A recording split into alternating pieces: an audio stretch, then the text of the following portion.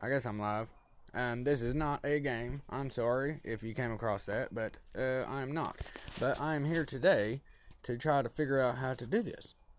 And right now, I am going to talk about how to heal yourself with frequencies. And ChatGPT is going to help with us. Alright, it says frequencies are used in sound frequency healing to manipulate human brainwaves to promote healing of the body and mind. This therapy has been used to treat several different kinds of ailments such as insomnia, anxiety, depression, and disorders of the nervous system. The concept that sound frequencies can actually alter human consciousness and promote healing has sound scientific evidence behind it. Exposure to different frequencies can alleviate psychiatric issues such as depression or anxiety, as well as stimulate the body to heal physical ailments by way of genetic signaling. The technique of frequency healing is also known as vibrational healing or bioresonance therapy, and it dates back to thousands of years ago. Like cymatics. The power of sound vibration and frequencies is harnessed to treat a variety of ailments from physical pain and emotional stress. Frequency healing can help to reduce stress, relieve pain, help sleep quality, free up the body's resources to mobilize its ability to restore health. While there are many ways to use frequency healing, it is important to note that it is not suitable for medical treatment, but it can be. The difference between healing frequencies and bioresonance healing is basically the same. Bioresonance therapy is a non-invasive and natural way of improving one's health and well-being. It uses resonating energy frequencies to restore balance and health. The therapy works in conjunction and complementary with other modalities such as massages or acupuncture. Bioresonance therapy involves placing electrodes on the skin and reading the energy wavelengths coming from the body. It can detect the presence or absence of any substance by matching frequency patterns. Healing with frequencies can be done through various methods, such as laying on the hands, light therapy, music, qigong, acupuncture, homeopathy, prayer, meditation, organic foods, and other stuff. It can have immediate or gradual effects and usually has little to no side effects. The concept that sound frequencies can actually alter human consciousness and promote healing has sound scientific evidence behind it. Exposure to different frequencies can alleviate psychiatric issues such as depression or anxiety, as well as stimulate the body to heal physical ailments by way of genetic signaling. Frequency healing can help to reduce stress, pain, improve sleep. I just read that. Alright, EM and RF healing. Electromagnetic and radio frequency healing are two different types of therapies that use electromagnetic fields to promote healing. EM therapy involves the use of electromagnetic fields to promote healing, while RF therapy uses radio waves to stimulate the body's natural healing process. EM therapy is used to treat a variety of conditions, including pain, inflammation, and bone fractures. It works by stimulating the body's natural healing process through the use of electromagnetic fields. RF therapy is used to treat a variety of conditions, including pain, inflammation, and muscle spasms. It works by stimulating the body's natural healing process through the use of radio waves. Both EM and RF therapies have been shown to be effective in treating a variety of conditions. It is important to note that these therapies are not a substitute for medical treatment. If you're experiencing any health issues, please contact your doctor. Can you explain how it works or why it works for a deeper understanding of it? Bioresonance therapy is a non-invasive, pain-free, and natural way of improving one's health and well-being. It uses resonating energy frequencies to restore balance and health. The therapy works in conjunction and complementary with other modalities such as massage or acupuncture. Bioresonant therapy involves placing electrodes on the skin and reading the energy wavelengths coming from the body. It can detect the presence or absence of any substance by matching frequency patterns, and that's how they are curing cancer and tumors. They're just pinpointing it with certain frequencies, matching it, and using light to disintegrate it. The concept behind bioresonance therapy is that every cell in the body has its own unique electromagnetic frequency, and that's true. It's called your aura or your biofield. These frequencies are disrupted. It can lead to illness and diseases, and you wonder why people get sick, because we are being bombarded with a bunch of radio waves, Wi-Fi waves, electromagnetic waves. I mean, your power lines. A lot of the times you can take a meter and stick it near, just put your hand up near the power line and it will go off crazy. Sorry. The concept behind bioresonance therapy is that every cell in the body has its own unique electromagnetic frequency. These frequencies are disrupted. It can lead to illnesses and diseases. Bioresonance therapy aims to restore these frequencies to their natural state, thereby promoting healing and well-being. The process of bioresonance involves electrodes being placed on the skin. They are hooked up to a machine that reads the energy wavelengths coming from the body. Such energy frequencies can be changed by a biofeedback machine to allow the body cells to vibrate at their balanced natural frequency. Bioresonance therapy can be done through various methods, such as lying on the hands, light therapy, music, qigong, acupressure, homeopathy, prayer, meditation, organic foods, and others. It can have immediate or gradual effects and usually has little to no side effects. Electromagnetic and radio frequencies are two different types of therapies that use electromagnetic fields to promote healing. EM therapy involves the use of electromagnetic fields to promote healing, while RF therapy uses radio waves to stimulate the body's natural healing process. EM therapy is used to treat a variety of conditions, including pain, inflammation, and bone fractures. It works by stimulating the body's natural healing process through the use of electromagnetic fields. RF therapy is used to treat a variety of conditions, including pain, inflammation, and muscle spasms. It works by stimulating the body's natural healing process through the use of radio waves. If y'all have any questions, go and ask. I think I can read the comments. I don't know, because I'm not using this for a game. I'm using this to show y'all some crazy stuff. How about symbolism and secret societies? Would y'all like to hear that? We're going to. Let me get back up there to it. Oh, have you ever heard of mimetic magic? Energy work and mimetic magic are both related to the manipulation of energy, but they have different goals and methods. Energy work is more focused on healing, balancing, and harmonizing the energy within and around oneself or others. Energy work can involve techniques such as chakra work, Reiki, aura reading, and empathetic sensing. Energy work is usually done for personal or spiritual reasons rather than for material or worldly gains. Now, this is where it gets crazy. Mimetic magic is a type of magic that employs the use of memes, which are units of cultural information that spread from one person to another. Memes can be words, images, sounds, gestures, or anything else that conveys a meaning beyond its literal sense. Mimetic magic is based on the idea that memes can influence and shape reality by affecting the collective consciousness and subconscious of people. Mimetic magic can involve techniques such as creating, spreading, or destroying memes to achieve a desired outcome.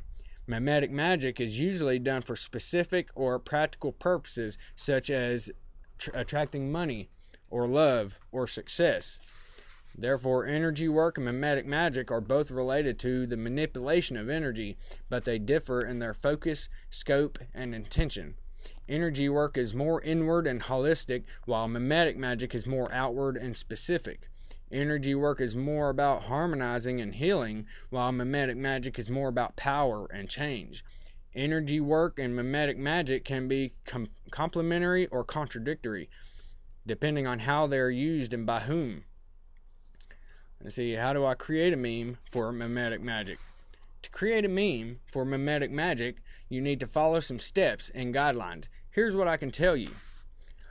A meme is a unit of cultural information that spreads from person to person. It can be a word, an image, a sound, a gesture, or anything else that conveys a meaning beyond its literal sense. Mimetic magic is a type of magic that employs the use of memes to influence or shape reality by affecting the collective consciousness and subconsciousness of people. Mimetic magic is based on the idea that memes can act as sigils, which are symbols that represent an intention or desire. To create a meme for mimetic magic, you need to have a clear and specific intention or goal that you want to achieve with your meme. For example, if you want to attract money, love, or success, you need to formulate your intention in a positive, concise way. Next, you need to choose a medium and a format for your meme. You can use text, images, sound, video, or any combination of them. You can also use existing memes or create your own from scratch. You can use online tools or apps to help you create a meme, such as Meme Generator or Image Flip. Then you need to design your meme in a way that conveys your intention and captures the attention of your audience. You can use humor, irony, sarcasm, exaggeration, or any other technique that makes your meme memorable and appealing. You can also use colors, fonts, filters, or effects to enhance your memes. You should also make sure that your meme is simple and clear and relevant. Finally, you need to charge your meme and to release it into the world. You can charge it by focusing your energy and attention on it and visualizing or affirming your desired outcome. You can also use rituals, symbols, or tools to amplify your charge. You can release your meme by sharing it online or offline with as many people as possible, because the more people that look at it and think about it and remember it, that's more people that is sitting there gathering their energy, putting their energy towards that to charge it. Alright, I'm sorry about that notification, guys. I hope y'all are liking the content that I'm giving you right now. Alright, this was a 30-minute script to read to the audience about the above mentioned topics, but there wasn't no above mentioned topics, so I'm sorry. Can you teach me about symbolism, secret societies, and the occult, connecting each one together and how it relates to our everyday lives? It says, sure, I can try to teach you about those things. These are very broad and complex topics, so I will only give you a brief overview and some examples. If you want to learn more, you can always search for more information. Symbolism. It's the use of symbols to represent ideas or qualities that are not directly related to the physical objects or phenomenon. Symbols can be words, images, sounds, gestures, or anything else that conveys a meaning beyond its literal sense. Symbolism is often used in art, literature, religion, and politics to communicate deeper or hidden messages, emotions, or values.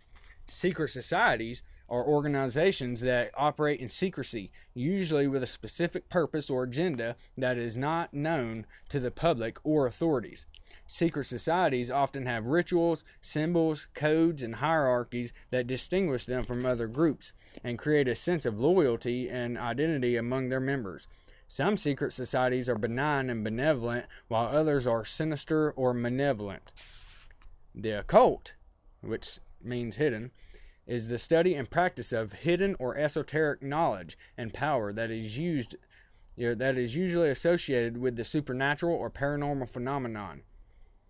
The occult can involve magic, astrology, alchemy, divination, mysticism, and other forms of esotericism. The occult is often opposed to mainstream religion, science, and rationality, and is sometimes considered dangerous or evil by those who don't understand or accept it. But it's really not evil. I mean, it can be, but if you do your own research, it's really not. It's a lot of information, and it's great. Symbolism, secret societies, and the occult are connected in various ways. For example, some symbols have occult meanings or origins, such as the pentagram, the Eye of Horus, the swastika, and the hexagram. These symbols can be used for protection, invocation, identification, or manipulation of occult forces. And if you look at the wording, it's saying that it can be used. It's not saying that it's possible to be used, but it can be. Like, you can use these things and it will protect or invoke or identify or manipulate. Some secret societies use symbols to communicate their beliefs, goals, or affiliations. For example, the Freemasons use the square and compass, the skull and crossbones, and the all-seeing eye as their emblems. These symbols have both practical and symbolic meanings for the Masons. Some occult practitioners belong to secret societies that share their interest in teachings. For example, the Hermetic Order of the Golden Dawn was a 19th century secret society that practiced ceremonial magic and studied various occult topics. The members of this society used symbols such as the rose cross, the hexagram, and the ankh in their rituals and ceremonies. Some secret societies have occult agendas or influences. For example, the Illuminati. Everybody knows the Illuminati. It was actually created in the 18th century. It was aimed to overthrow the established order and create a new world based on reason and enlightenment. And haven't y'all heard that a lot lately? A new world order. That's where that is stemming from. The Illuminati is often associated with the Eye of Providence, like on our dollar bill, the all-seeing eye.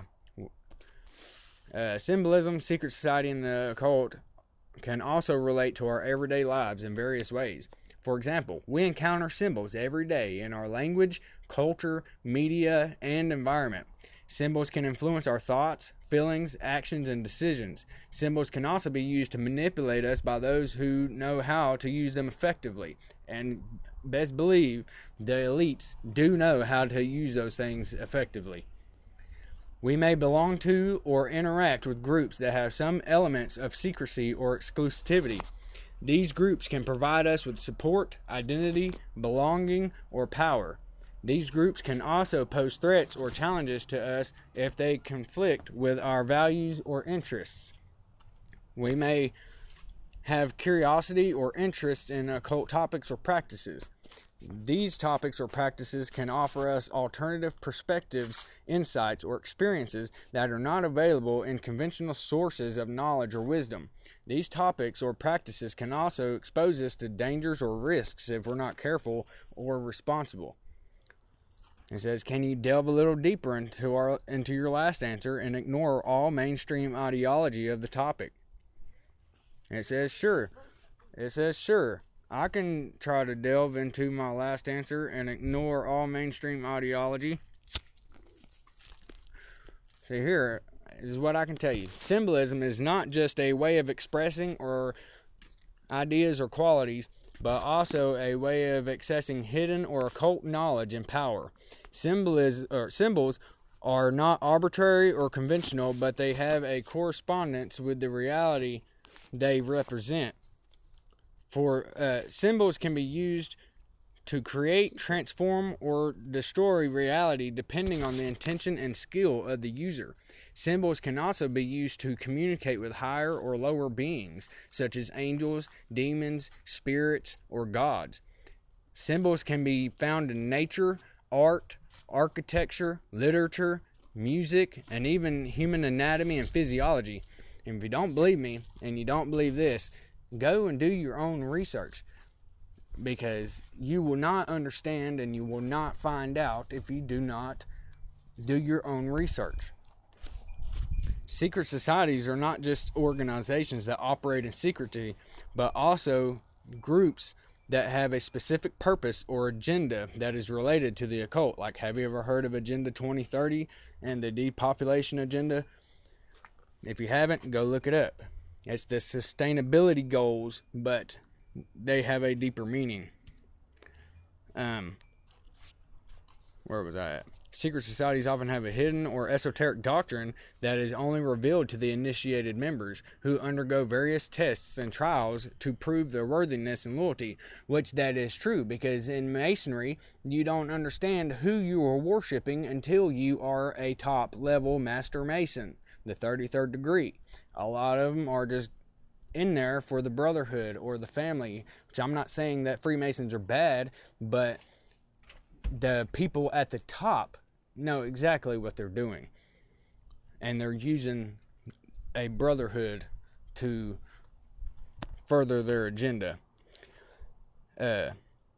Secret societies often have a connection with ancient or foreign civilizations such as Egypt, Babylon, India, China, or Atlantis, from which they claim to derive their wisdom and authority. And that's true, because if you go back and look at a lot of the texts, they almost all go back to Egypt, ancient Egypt. They all, almost everything, even religion and religious texts, they all go back to Egypt or Samaria or I can't remember the place right now. But secret societies have a role in shaping history and influencing events, either for good or evil, depending on their alignment and goals. The occult is not just the study and practice of hidden or esoteric knowledge, but power, or knowledge and power, but also a way of life and a worldview that is opposed to the mainstream or orthodox view of reality. The occult is based on the premise that there is more to reality than what meets the eye. Like, go look at Gnosticism. That is some eye-opening revelation right there. And that there are forces and entities that are beyond the reach of an ordinary perception and reason. Because just because we can't see it does not mean that it is not there. Because we, as humans, can only see, like 1% of the whole light spectrum. I mean, that is just crazy to think about.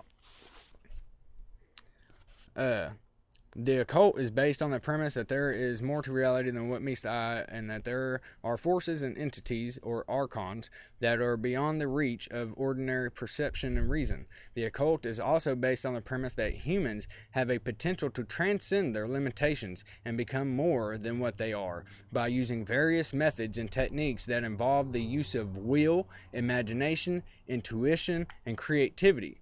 The occult is also based on the premise that there is a cosmic order and a divine plan that can be known and followed by those who have the eyes to see and the ears to hear. And there's rules to that, because once you put on the glasses, you cannot take them off. You can't force anybody else to wear them, and you will never see the world the way you used to. What are some examples of symbols that can be used to communicate with higher beings? Some examples of symbols that can be used to communicate with higher beings are the pentagram, which everybody thinks is evil, but it's not. It goes back to centuries. It's just they've been perverted and inverted. It's not what you think it is. It's a 5-pointed star that represents the 4 elements: earth, air, fire, and water.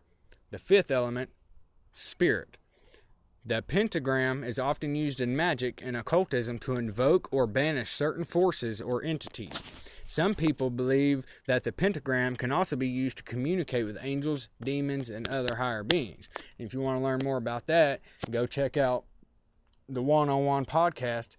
He goes deep onto that. You can look up John Dee. He was an old occultist, astrologist. I can't remember that. I can't say that word right now. But he worked for Queen Elizabeth II back in like the 17th century. The Eye of Horus, which is an ancient Egyptian symbol that represents protection, healing, and wisdom. The Eye of Horus is composed of 6 parts that correspond to the 6 senses: sight, smell, touch, taste, hearing, and thought. Because I bet you didn't think that a thought was a sense, but it is. The Eye of Horus is often worn as an amulet or painted on walls or objects to ward off evil or attract good fortune. Some people believe that the Eye of Horus can also be used to communicate with the gods or the ancestors. The swastika. Y'all might think that it is bad, but the Big H over in Germany back in the day, he perverted it. It was a symbol. It was a good symbol. It still is. You can see it in the ancient texts and pictures and stuff. They had the swastika. It represents life, movement, and the sun. The swastika is composed of 4 arms that rotate clockwise or counterclockwise, depending on the culture and the meaning. Because if you look up and you see Polaris in the night sky, and you see the Big Dipper, and it will go around.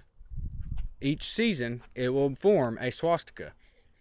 The swastika is often found in Hinduism, Buddhism, Jainism, and other religions as a symbol of auspiciousness and harmony.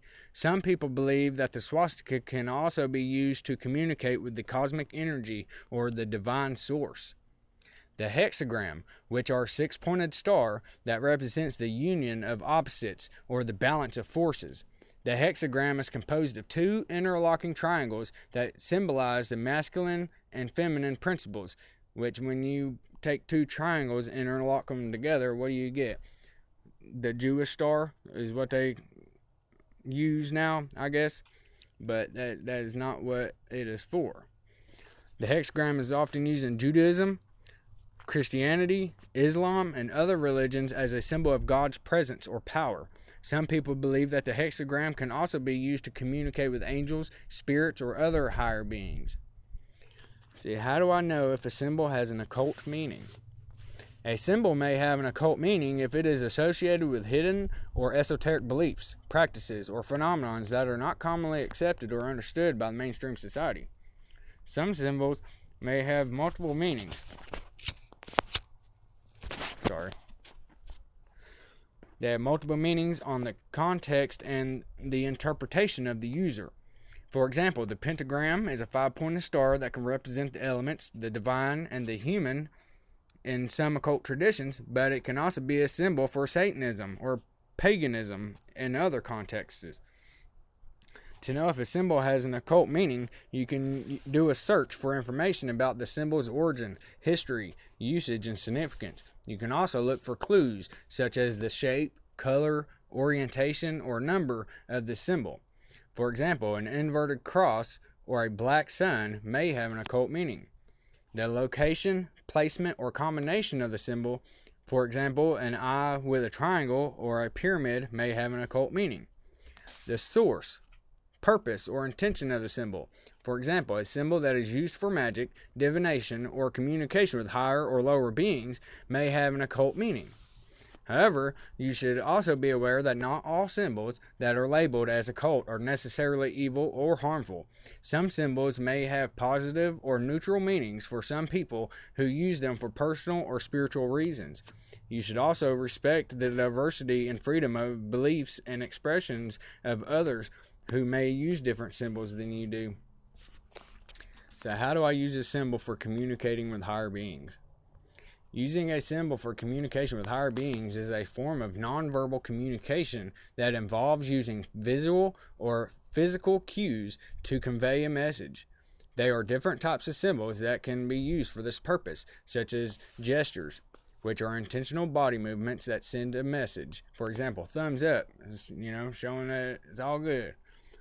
Eye gaze, which is the act of using one's eyes to direct or redirect the attention of another person. For example, eye gaze can be used to indicate interest, agreement, or disagreement. Objects, which are items that have a symbolic meaning or association. For example, a cross can represent Christianity, a lotus can represent Buddhism, or a star can represent Judaism. To use a symbol for communication with higher beings, you need to choose a symbol that is appropriate for the type of being you want to communicate with. For example, if you want to communicate with angels, you may want to use a symbol that represents their attributes, such as wings, halos, or a harp. Place the symbol in a visible or accessible location, such as on your body, on your altar, or in your room. For example, if you want to communicate with your spirit guides, you may wear a pendant or a bracelet with their symbol on it. Focus your attention and intention on the symbol and the being you want to communicate with. For example, if you want to communicate with God, you may pray or meditate while looking at the symbol or holding it in your hands. Be open and receptive to any signs or messages that come from the higher being. For example, if you want to communicate with your ancestors, you may notice synchronicities, dreams, or intuitions that relate to them. And I believe we all have had that before. Using a symbol for communication with higher beings can be a powerful and personal way of expressing your thoughts, feelings, questions, or requests. However, you should also be respectful and mindful of the meaning and purpose of the symbol and the being you are communicating with.